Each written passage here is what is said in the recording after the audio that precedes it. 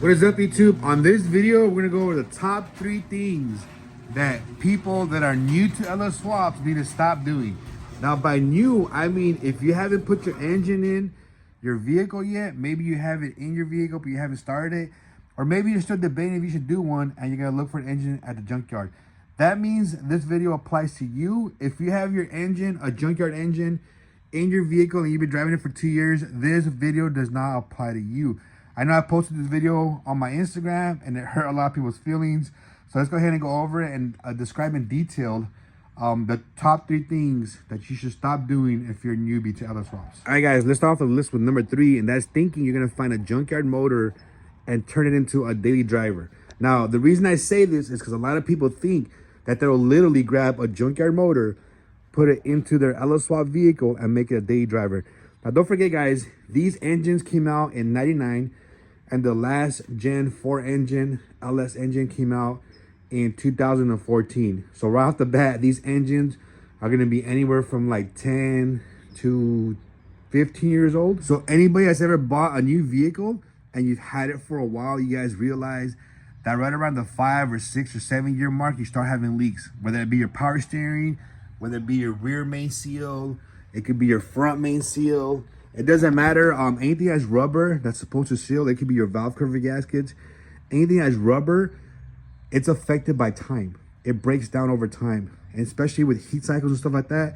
So if you have a junkyard engine and you think you're gonna pull it out and just throw it into your classic vehicle and drive off for another 100,000 miles, you got something coming to you. So like I said, if you're new to LS swaps has been going around since probably before 2010. So people used to grab these motors that were like maybe like 5 or 6 years old, and maybe they had around 60,000 miles, maybe 100,000 miles, maybe 120, and they were able to, you know, take them out of their junkyard vehicle, whichever, you know, vehicle it was in, whether it be a truck or a freaking Camaro or something like that. They were able to pull them out and put them into their classic vehicle, and sure enough, you know, run them up, get some good miles out of them, get some good use out of them. But that time has changed, guys. It's been like 10 to 15 years since that started. So now when you pull out a junkyard motor, it's most likely going to have leaks somewhere. It might even have issues with like low oil pressure, stuff like that.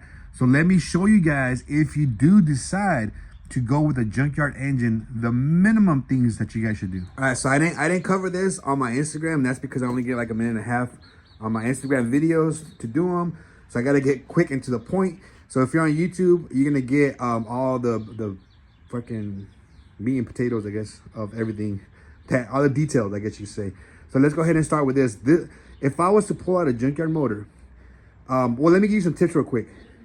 If you're gonna get a junkyard motor from a junkyard, a lot of times the junkyard just says, "Hey, call us up, let us know what engine you need, and then we'll try to fit whatever you have." Right. So if you call up a junkyard and you tell them, "Hey, I want like a 6-liter from freaking 2000 to like a 2008 freaking Chevy car," and you want it with less than like 100,000 miles, well, the junkyards, they're not the most honest people. So anytime they put, let's say they get a 6-liter in that has like 200,000 miles, right? Well, they're gonna call you up and be like, "Hey, I just got a 6-liter. This thing has like 95,000 miles, a little bit more than you wanted, but it's still enough to make you want to buy it," right? And unless you verify the VIN of the vehicle came off of and verify the mileage and odometer, and most of these are going to be electronic, so it's probably not going to turn on. You can't verify that. Most junkyards will do anything they can to sell you that engine. Okay. Number 2, there's a few shops on Instagram, on YouTube, on TikTok that they'll grab this engine here, right? They'll pressure wash the crap out of it. They might even replace the valve cover seals. They might replace a few things, but they'll pressure wash the crap out of it, spray paint it, throw on one of those cheap intakes, those freaking sheet metal intakes that look pretty cool, and then maybe throw on a few other things that make it look pretty, but not do shit to the engine. And maybe that engine had like 200,000 miles. Maybe that engine already had like low oil pressure. Maybe it had a leak from the rear or from the front, I don't know. But it's still used, it still beat to shit, but they'll pressure wash the crap out of it, spray paint it, and then sell it to you for like freaking 3 to 5 grand with harness, from some harness from like China that they paid $60 for, and a computer, and they'll delete VATs and say, "Hey, we got a turnkey engine here, yours for only 5 grand." And people buy that shit because they don't know the difference, all right? So that's just a heads up, guys. Beware of anything that looks like it has a fresh paint job, because most of the time, if you get a new engine, it's gonna be a crate engine, right? And it's gonna look like this. They're not gonna paint it because it looks freaking new. But if you get one that's fully painted, I'm talking about everything's painted, the valve covers, the heads, everything, it's most likely a junkyard engine that they pressure wash, paint it, and they're gonna resell. So for some reason, you come across one of these places, I don't even wanna call them out because there's so many of them, but you come across one of these places and they show you like a brand new engine with a harness and like that, and the name of the company is some kind of like auto group or some kind of performance group or some kind of LSX parts group or whatever, and they're not really a shop. They're getting junkyard engine guys, putting a fresh coat of paint and reselling them. So there's probably spending like another $100 to make it look clean and charging you like another $2 to $3 grand more than it should cost. So now let's say you do go to a junkyard that you're able to pick out your own engine, right? You're able to find the crashed vehicle, pull your own engine out and take it with you, right? Now these are some of the things that I would do right off the bat. I wouldn't even install it, but right off the bat, I'm gonna replace the rear main seal. Now, if you don't know how to do that, you can either replace the whole piece that goes around that, or you can just replace the seal. There's different ways to do it. You're gonna need some tools to center that piece back. If you take that cover off on the back, you're gonna need a tool to center that up before you tighten it down, all right? Go on Amazon, Google LS Swap seal toolkit, something like that, and then it'll show up a bunch of different types different companies that sell it. So make sure you do that, because if you don't center that seal, if you take off the whole cover in the back and you don't center that seal, you're gonna cause a leak, because if it's too high, the bottom's gonna wear out faster. If the seal's too low or the cover's too low, the top's gonna wear out faster. That will cause a leak over time, right? Behind here, right where the oil filter goes, right in here, there's like a little barbell that goes back here. That also wears out over time. It's a good idea to replace that. If you don't, that could cause low oil pressure issues as well. Let's go on to the front. I would definitely replace the front seal. Definitely replace that. And I would even take this whole thing off right here and replace the oil pump. Now, this is the oil pump I recommend here. Especially if you have an older engine, most likely it's gonna if you get it from a junkyard, it's gonna have OEM stuff on it. The factory oil pump was known for like putting out low oil pressure over time. So most likely your engine probably has like 6 to 12 PSI when it's hot. So go ahead and upgrade the oil pump right now while you have it out. This is the one I recommend. You could always pick it up at Pro Tooling Store along with any parts that you need. You could definitely hit them up. They'll even give you advice because they're selling you stuff. So they'll tell you what's good and what's not and what you should replace. Since you already have the engine out, you pull the front cover off, you pull the rear cover off, you're doing the oil pump. It'll be a lot easier to do the oil pump if you just drop the oil pan and replace that gasket since you're already in there.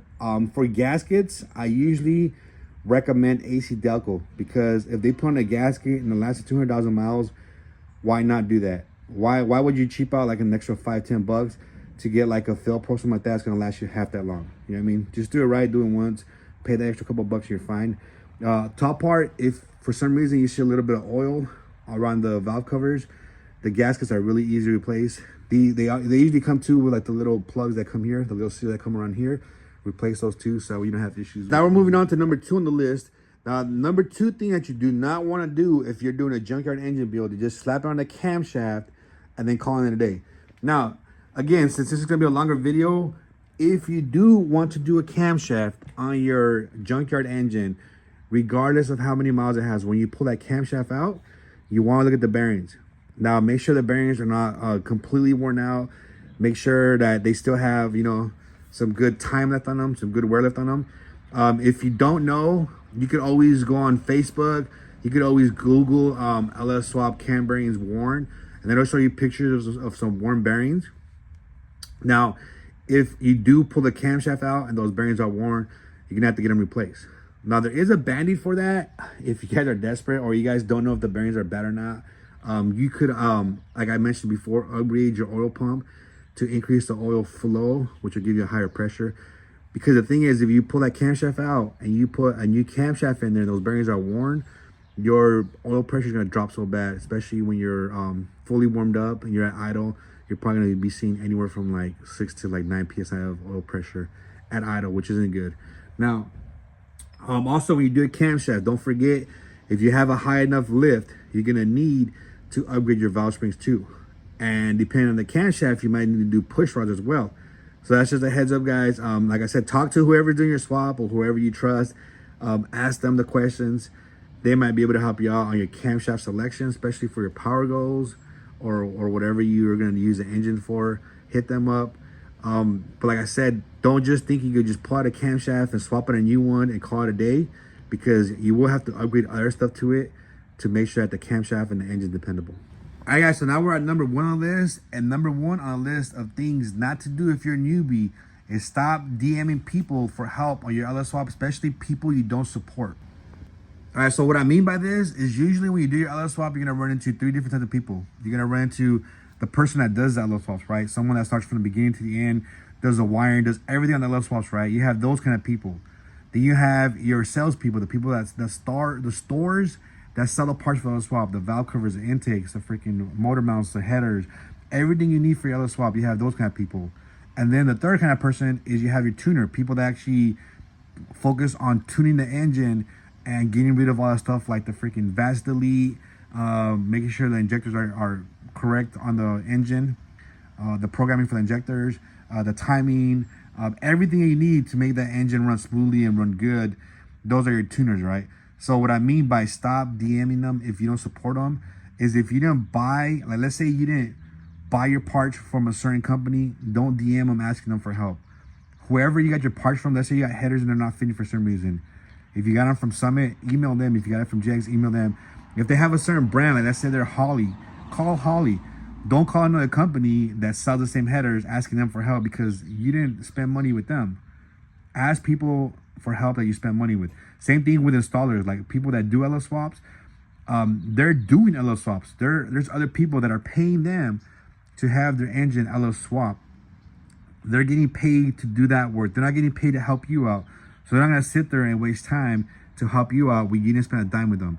Now, if for some reason you see someone on social media and they do good work, things you could do to support them is things like follow them, comment on their posts, share their posts, likes. Now, I'm not saying do a blanket like because that affects their algorithm. Don't go in there and just like the first 50 posts you see of theirs, because then the algorithm thinks that's fake engagement and they get they get shadow banned, and then they stop, their posts start getting pushed out further because of that. So anyways, go in there and support them consistently. Don't just go in there for like 1 or 2 days and click on all their videos, hit like and comment on stuff. Hang out with them for like a couple weeks, engage with them, and then feel free to ask them a question. And then they might respond to you. But now I'm gonna tell you the reason why I don't respond to people is because I get questions like this, like a blanket question that has multiple answers to it. People will ask me like, hey man, what's the best fuel pump to use? Okay, what kind of vehicle do you have? Are you gonna run E85? What kind of fuel tank do you have? What's your goals? There's just so many more to that question that I don't want to sit there and spend 30 minutes trying to figure out the perfect fuel pump for them. Like, a lot of these questions don't have just one answer. You need a lot more information. Like, hey, what's the best converter I should use? All right, what stall do you need? What transmission are you gonna run? What are you gonna take it to the racetrack? Are you gonna toast up? What's your whole setup? So you can't just say, hey, what's the best head that you use? And I can just give you an answer. It's not that simple, guys. Now, if you do want help, there is places like on Facebook, like groups on Facebook that have people on there all the time that will gladly answer your questions. Definitely hit them up. I'm not saying they're going to be accurate. I'm not saying they're going to be right. I'm just saying if you want answers, you can go there. Now, what I would do is find a specific group for your swap. So let's say we're talking about this vehicle here, right? I would look on Facebook for like I don't know what body. This is probably like an A body or something like that. But you can put like Chevy Nova LS swap group. Boom, it'll come up, right? And they're more specific to this chassis, so they can tell you what headers to use, what headers don't work.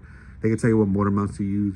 They can tell you what transmissions will clear the tunnel, stuff like that. So look for those groups on Facebook, and that'll help you out. Now, if you're looking for a better answer than Facebook, because some of those guys on Facebook, you don't know their history, you don't know how good they are, you don't know how long they've been doing it, so you don't know who's answering your question. It could be just some guy who did one LS swap, and that's all he's done, or you could be talking to some guy who has like years and years of experience.